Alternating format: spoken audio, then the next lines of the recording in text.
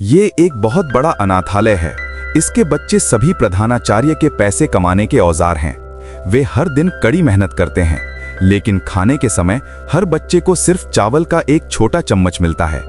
प्रबंधक आदेश देता है कि बच्चे तुरंत खाना शुरू करें। कटोरों की खड़खड़ाहट चीनी मिट्टी के बर्तनों जैसी लगती है। कुछ ही सेकंड में खाना खत्म हो जाता है। रात को कई बच्चे भूख से सो नहीं पाते। इस समस्या का हल निकालने के लिए उन्होंने चिट्ठी डालकर एक बच्चे को चुना जो प्रबंधक से ज्यादा खाना मांगे। दुर्भाग्य से नया आया ओलिवर को सबसे छोटी चिट्ठी मिल गई। डिनर के समय सबकी नजरें उसी पर थीं। मतलब था कि जल्दी से प्रबंधक से खाना मांगो। ओलिवर कटोरा लेकर प्रबंधक के पास गया और बोला, मैं ज्यादा चावल खाना चाहता हूँ। प्रभारी इतना गुस्सा हुआ कि लाठी लेकर ओलिवर का पीछा करने लगा। ये बात जल्दी ही प्रधानाचार्य के कानों तक पहुंच गई। उसके मोटे सिर और बड़े कान फड़क उठे। किसी ने आज तक ज्यादा खाना मांगा ही नहीं था। ये बच्चा इतना बेहुदा क्यों है? उन्होंने अस्पताल के दरवाजे पर पोस्टर लगा दिया, जो भी ओलिवर को ले जाएगा उसे 5 पाउंड मिलेंगे। एक दिन ताबूत की दुकान का मालिक बोला कि उसे एक अप्रेंटिस चाहिए। उसी रात उसने निंगनिंग रोड पर पैर रखा और ओलिवर को ले गया। दुकान पहुंचकर मालिक ने कहा, बच्चा बहुत दुबला है, लेकिन कुछ दिन रहने दो तो इसे गोरा चिट्टा और मोटा बना दूंगा। मुड़ते ही मालिक ने नौकरानी को हुक्म दिया कि बचा हुआ खाना ओलिवर को दे दो, भले कुत्ता खाए। ओलिवर को कोई ऐतराज नहीं था। भूखे आदमी को चुनने का हक कहाँ। रात को उसे कुत्ते की तरह ताबूत के पास सुला दिया गया। दुकान में दूसरा अप्रेंटिस नोआ था। वो अक्सर ओलिवर को सताता और अपना काम उसे थमा देता। एक दिन खाते समय नोआ ओलिवर की माँ के बारे में बुरा भला बोलने लगा। ओलिवर सहन नहीं कर सका, दौड़कर नोआ को धक्का दिया और उसके मुंह पर मारा। ये दृश्य नौकरानी और मालकिन ने देख लिया। दोनों ने मिलकर उसे खींचा और ताबूत की दुकान के गोदाम में बंद कर दिया। जल्द ही नोआ को अनाथालय बुलाया गया और ओलिवर को कड़ी सजा देने को कहा। चाहे कितना भी बचाव करे, सब उसे ही दोषी मानते थे। नोआ इतना गुस्सा हुआ कि बॉस ने ओलिवर को बुरी तरह पीटा। अगली सुबह जब कोई नहीं देख रहा था, ओलिवर चुपके से भाग निकला। बाहर घास हरी थी और रास्ता चमक रहा था। उसने सड़क किनारे लंदन का पत्थर का स्मारक देखा और अकेले लंदन जाने का फैसला कर लिया। लंबा सफर तय किया। रात को खलियान में सोया। प्यास लगने पर तालाब का पानी पिया।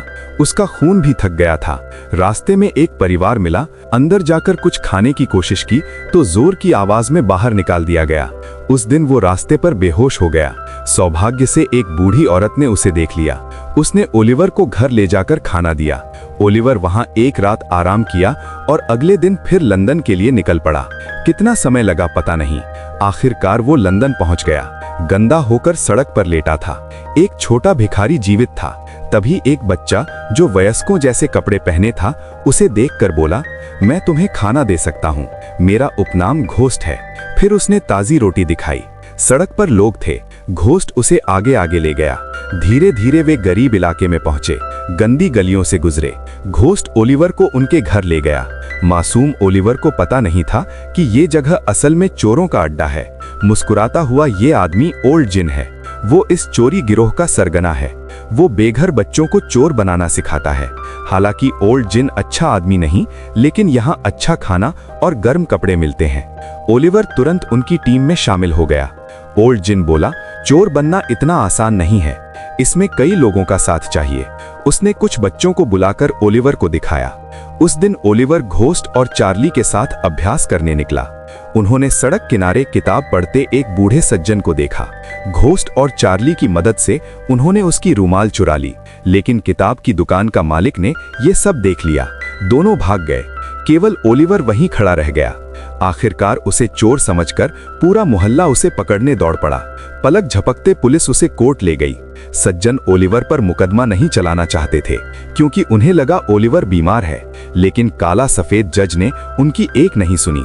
उसे लगा ओलिवर ने गलत काम किया है, इसलिए 3 महीने की सजा सुनाई गई। तभी किताब की दुकान का मालिक आ गया और साबित कर दिया कि रुमाल चुराने वाले 2 और बच्चे थे, ओलिवर नहीं। जैसे ही ये बात हुई, ओलिवर बेहोश होकर गिर पड़ा। ब्राउनी सहन नहीं कर सके। उन्होंने ओलिवर को अपने घर ले लिया। होश आने पर ओलिवर ने वो भव्य घर देखा जो कभी सपने में भी नहीं देखा था।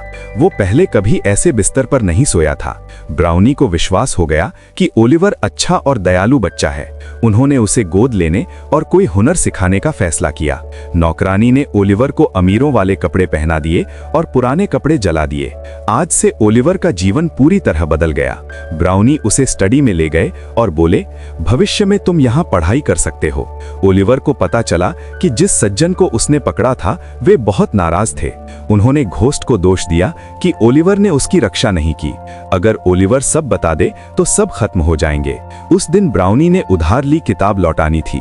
ओलिवर बोला, मैं लौटा दूंगा। ब्राउनी ने मान लिया और ओलिवर को 5 पाउंड देकर कहा, ये किताब वाले को दे देना। रास्ते में अचानक एक औरत ने पीछे से ओलिवर को पकड़ लिया। उसने दावा किया कि ओलिवर उसके घर से भागा भाई है। ओलिवर विरोध करता रहा और मदद के लिए चिल्लाया। सड़क के लोग कहने लगे, बहन के साथ घर चले जाओ। तभी बिल नाम का एक आदमी आ गया और बोला, तुम्हारी बीमार माँ तुम्हारा इंतजार कर रही हैं। दोनों ने मिलकर ओलिवर को जबरदस्ती सड़क से बाहर ले गए। ये जोड़ा असल में ओल्ड जिन का साथी था। ओलिवर फिर चोरों के अड्डे पर पहुंच गया। ओल्ड जिन और बिल में ब्राउनी का दिया पैसा बांट लिया। घोस्ट और दूसरे बच्चों ने ओलिवर के अमीर कपड़े उतारकर पुराने कपड़े पहना दिए। ओलिवर को अटारी में बंद कर दिया गया। कुछ दिन बाद ओल्ड जिन ने उसे बिल के पास भेज दिया ताकि भागने का ख्याल भी न रहे। साथ ही उन्होंने बहुत पैसा बनाने का प्लान बनाया, ओलिवर को ब्राउनी के घर से चोरी करवाने का। बिल ने बंदूक दिखाकर ओलिवर को धमकाया, एक आवाज निकाली तो सिर में गोली मार दूंगा। बारिश वाली रात बिल और उसका साथी टोबी ओलिवर को लेकर निकले। ओलिवर को अभी पता नहीं कहां जा रहे हैं। ब्राउनी का घर देखते ही उसने सोचा, अपने संरक्षक का सामान चुराने से बेहतर है मर जाना। बिल ने कहा, मेरे लिए घास का चित्र चुरा लो।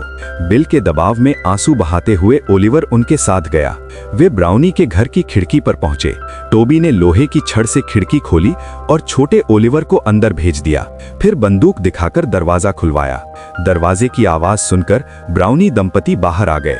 ओलिवर भागने की कोशिश करने लगा तो बिल ने उसकी बाह में गोली मार दी। घायल ओलिवर को लेकर वे भागे। बिल चिल्लाया, इसे मारना ही होगा वरना सब बता देगा। कहते कहते वो नदी में गिर पड़ा। टोबी ने कुछ नहीं सोचा और ओलिवर को अकेला छोड़कर चला गया। जब टोबी ओलिवर को वापस लाया तो वो खून से लथपथ था। ओल्ड जिन घाव पट्टी कर रहा था तो बिल से पूछा कहाँ गया था। सच्चाई जानकर ओल्ड जिन तुरंत बिल से मिला। बिल मरा नहीं था, बस बुरी तरह बीमार था। उसने ओल्ड जिन को चेतावनी दी, इस बच्चे पर नजर रखो, ये आफत है। ठीक होने पर इसे लंदन के बाहर नदी में डुबो देंगे। उनकी बातें बिल की पत्नी नैन्सी ने सुन ली। वो निर्दोष बच्चे को नुकसान नहीं पहुंचाना चाहती थी और ना ही अपने पति को हत्यारा बनाना चाहती थी। उसने चुपके से घर छोड़ा और ब्राउनी को सावधान करने गई, लेकिन ब्राउनी बाहर गए थे। नैन्सी ने नौकरानी को संदेश दिया, ब्राउनी को लंदन ब्रिज पर मेरा इंतजार करने को कहो।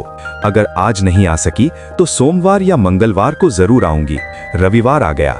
नैन्सी ने झूठ बोला कि ताजी हवा खाने जा रही हूं। बिल ने मना कर दिया। नैन्सी पहले कभी इतनी रात को बाहर नहीं जाती थी। जब नैन्सी कुछ नहीं बताई तो बिल ने उसके बाल पकड़कर कमरे में बंद कर दिया। चालाक ओल्ड जिन को शक हुआ कि नैन्सी कुछ छुपा रही है। उसने घोस्ट को नैन्सी का पीछा करने को कहा। अगली रात नैन्सी आखिरकार ब्राउनी से मिली। ओलिवर की सारी कहानी बता दी।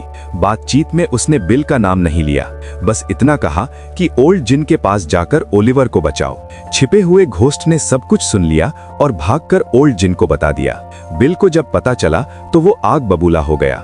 लाठी उठाकर घर पहुंचा और नैन्सी की चीख पुकार को अनसुनाकर उसे मार डाला। ओल्ड जिन को पता था कि ब्राउनी पुलिस लेकर आ जाएगा। उसने बच्चों को सामान पैक करने को कहा और भागने को कहा। सब बाहर निकल गए तो ओल्ड जिन ने फर्श से अपना सामान निकाला। जाते जाते सोते हुए ओलिवर को भी साथ ले लिया। अगले दिन वो ओल्ड जिन के छिपने की जगह पहुंचा।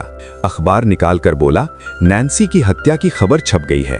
अब पूरा शहर ओल्ड जिन और बिल को ढूंढ रहा है। तब तक बिल भाग चुका था, लेकिन उसे लगा कि ऐसे भागना ठीक नहीं। ओल्ड जिन को मार कर जाना चाहिए, पर अब पूरा शहर उन्हें ढूंढ रहा था। कुत्ते के साथ दिखना खतरनाक था, इसलिए उसने कुत्ते को मारने का फैसला किया।